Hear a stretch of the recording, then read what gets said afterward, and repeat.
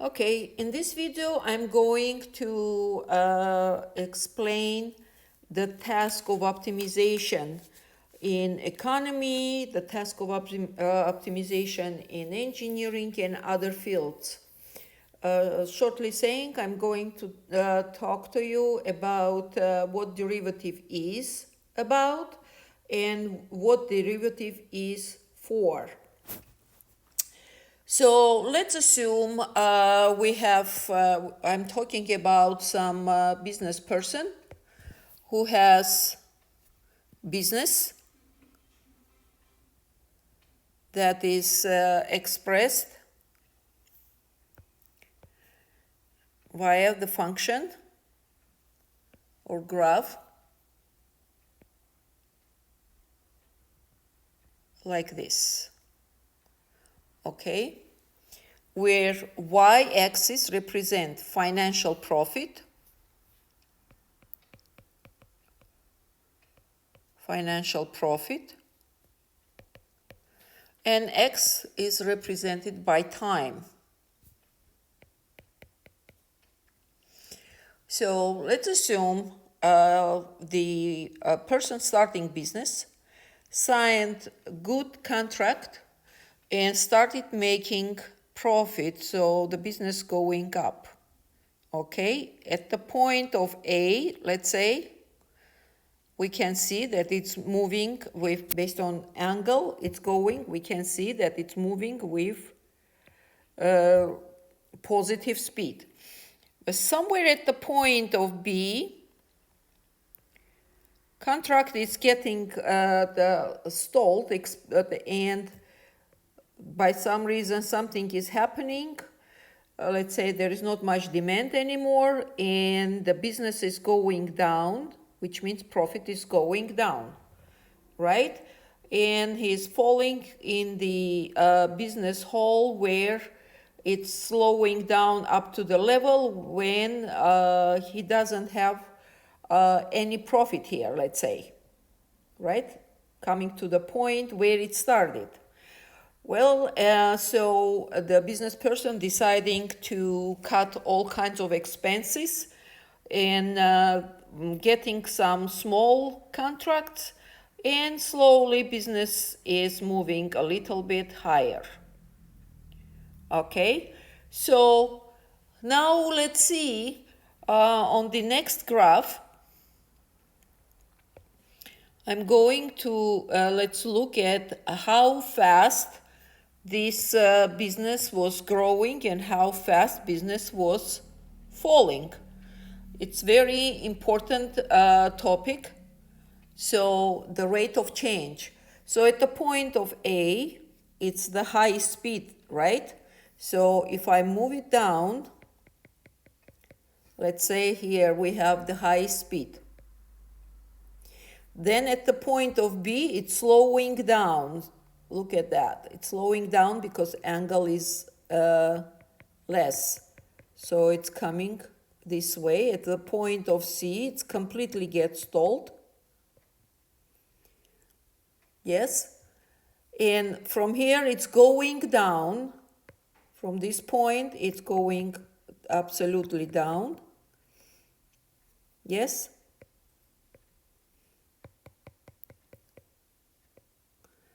And from here, it's starting moving up again. So what do we see? If I provide graph connected, we are seeing completely different picture. This is rate of change of profit, rate of profit change.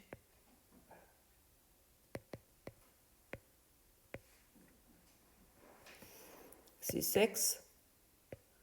It's showing time again.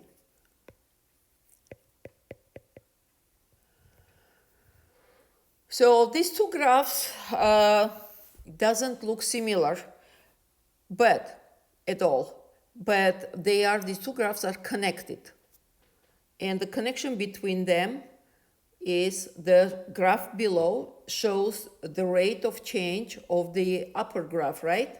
Which means rate of change is a derivative, which means the graph f of x is showing derivative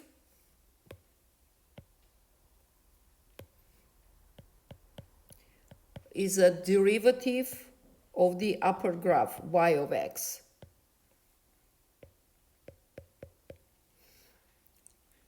Okay, which means it's showing the derivative rate of change.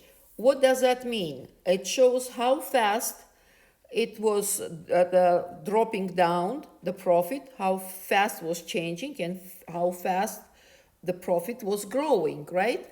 Look here, if I take the point A, then I can say that this is the highest point of the profit going fast. From point A, it's starting going, slowing down until it's getting to its bottom. And then based on the cutting expensive or getting small contracts here and there, business started picking up again. Okay, so the y of x, it's showing, describing profit through entire year. Let me write down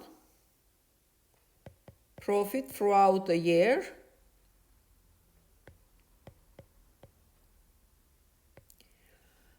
And f of x shows how fast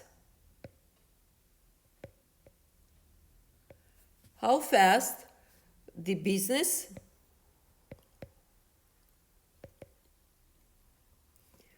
is losing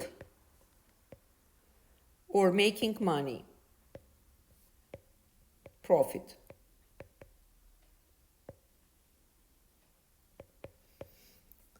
Okay, so derivatives shows the how fast are changing this or that processes, meaning showing the rate of change. Okay, derivatives are widely used in economy, in physics, in chemistry, in engineering, everywhere, in every field. Okay, let's say if we have a process, it shows how fast this process is developing, right? Or it's a derivative that can be, let's say it will show how fast the gas is flying out of balloon, right? We have here gas, let's say in the balloon, and it shows how fast it's flying out. Okay? All right. Why is it important? Of course it's important. That's because we will need to know when this balloon will go down if it's in the skies, right? Okay. Sometimes also another example we can use when we want to see how fast we need that this or that equipment reach the required or desired temperature, right? Or drop the temperature. Is it important? Of course it is important. Okay, now since we have, hopefully I made it clear, the understanding of the meaning of derivative, let me bring some example of using the derivative. And I'm going to bring the simplest example that will be make things clear for you. Let's assume you are building house and you need to, you want to put the window in the way that you will have the most light coming in the house. So you want to have the room full of light, and depends on what shape of the window you will put, the light will be the most or the least or so. So let's figure it out, how to find out what size of window you can have to get the maximum light in the house. All right, so Let's take the window with a perimeter 8 meters.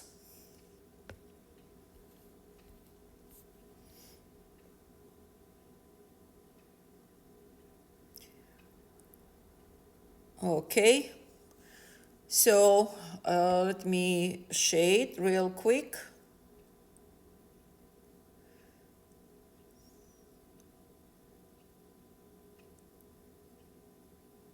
Sorry for sloppy shading. I'm just trying not to waste time on this. Okay. And let's say you are breaking down into window into 3 sections. So section 1.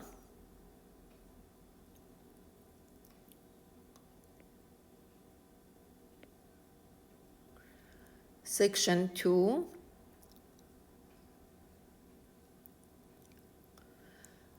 And third one I will do like this, like small window opened.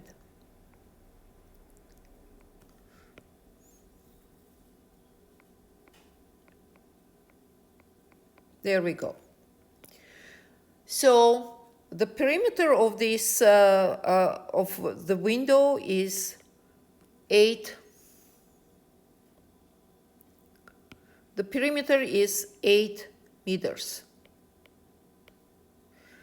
So the length is 2.5 meters and the height is 1.5 meters. Okay, next one.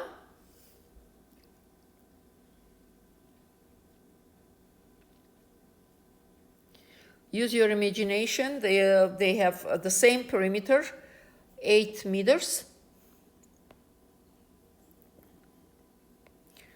Let me shade real fast.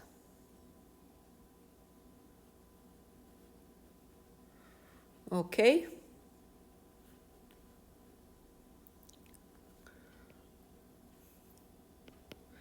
So this one I'm just breaking into 3 sections without any small window, yeah? Equal 3 sections. All right? And again, here it's going to be broken down into the length is 3 meters.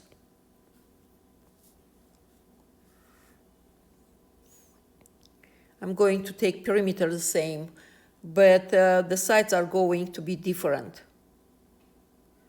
1 meter. And perimeter again, 8 meters. And lastly, the third one I'm going to take as a rectangle. They're trying to take rectangle window, right? Oh, I have to open this shape so it will shapen for me. All right, so let me shade it so we can see the window. All right, so this one I'm going to break the following way. One right in the middle and breaking down in this section.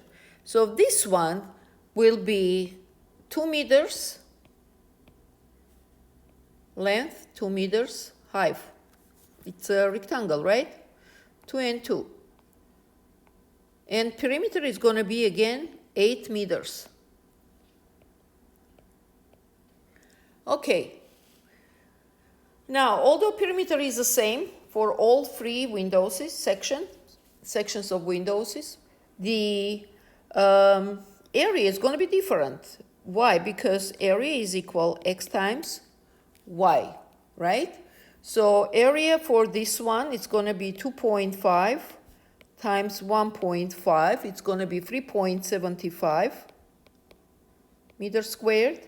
For this one, it's going to be perimeter, the area is going to be 3 meters squared.